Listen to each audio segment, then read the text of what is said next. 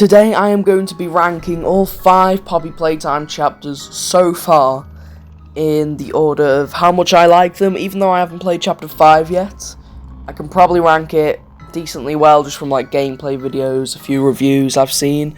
So yeah, let's get straight into the video.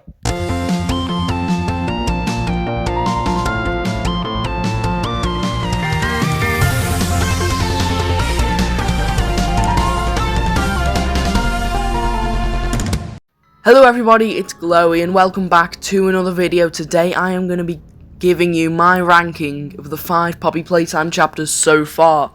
Now, I have played the first 4, haven't played the 5th one yet because it's not out on consoles, but as I said in the intro, you know, I've seen a few playthroughs, I've seen some reviews, and it looks really good. I'm going to count that chapter as well.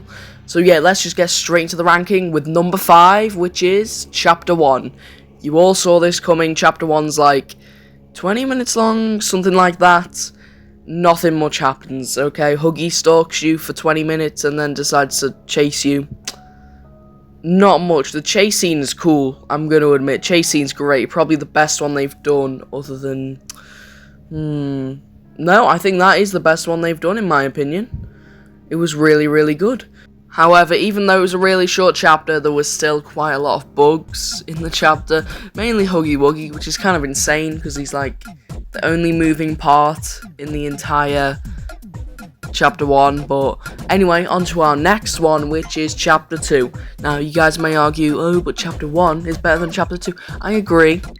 If you've seen my video about the biggest problems with Poppy Playtime, you will know I'm not the biggest fan of chapter 2. However, at least it isn't 20 minutes long. It's like an hour and a half, I think, maybe 2 hours. And it is pretty fun. I'm going to admit, musical memory, statues, whack-a-wuggy, they're all really fun little mini-games. The chase is really good as well. However, there are a lot of bugs in chapter 2. I don't know why, there just is. Whenever I go back and play, there's always some bugs. The lighting is buggy and stuff. It also introduced us to Kissy Missy and the prototype, not properly obviously, but that was their first appearances. And also pretty much introduced us to Poppy, since although we saw her in chapter 1, we didn't really know anything about her. She just kind of said, "You opened my case." Right, on to the next one, which is chapter 4, in place number 3. Chapter 4 wasn't good on release. I think we can all admit that it wasn't good at release. It was buggy. Yarnaby section especially was really, really buggy. In fact, it still is pretty buggy to this day. I only got chapter 4 a few months ago. Decided to play it.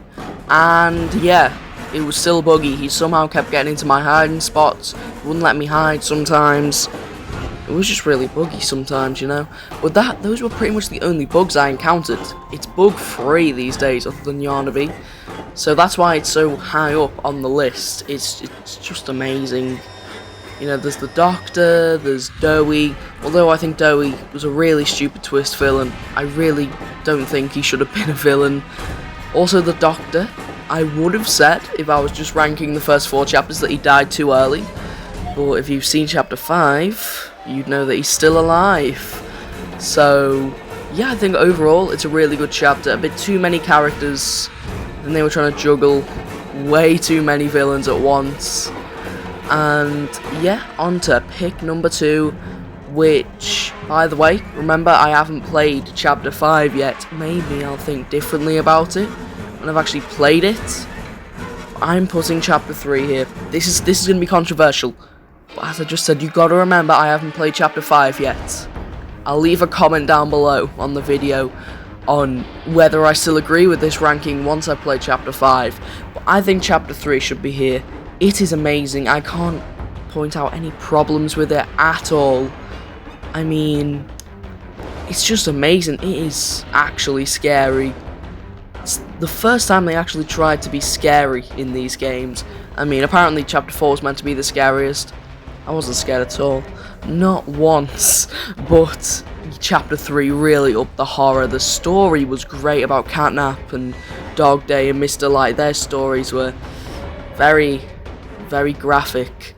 And yeah, we also got to see the prototype again. He didn't really do anything. He just killed Catnap. But hey, we got to see him again. We also got to learn about the smiling critters, which are really cool. I do think they're very overused these days. They got replaced with the nightmare critters, and then they got replaced with the outimals, and then in the next game they're gonna get replaced with, I don't know, little Mr. Lights or something. I don't know. But basically, it revolutionized the game. It gave us 2 new hands, purple hand, orange hand. The orange hand especially has been really useful in future chapters. And yeah, overall it's just an amazing experience.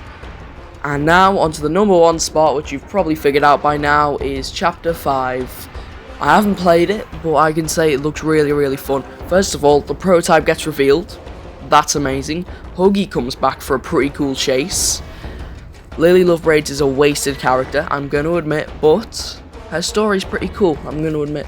We also get to play as Huggy and see his story, which, you know, I always love finding out different characters' stories, but then they get killed off as soon as we figure out the story, so there's literally no point. It happened with Mr. Light, it happened with Catnap, it happened with Lily Lovebraids, it's happened with every single character in this game. It's not fun. I love the new good guys in this chapter, Chum, Giblet. They are pretty cool. Also, the whole prototype reveal was amazing as well. I think I have a whole video on that, so if you want to go check that out after this one, that will be greatly appreciated. But I'm going to admit, they always have to bring out some new like group toy line, like Smiling Critters, Nightmare Critters. It just feels like a content farm when they do that, because there's so many now, and they always have to have like a little group of mini enemies. They always have to be a new line of toys. I don't know why they can't just have like the Nightmare Critters again. I didn't mind them, but the Outimals are a really cool like sort of idea where basically the Smiling Critters have been turned inside out, which is just terrible.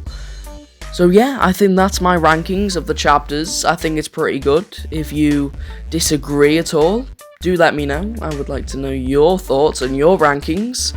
So anyway, thank you so much for watching, everybody, and goodbye. Actually, before I go, I do also just want to thank everyone for 1,000 subscribers.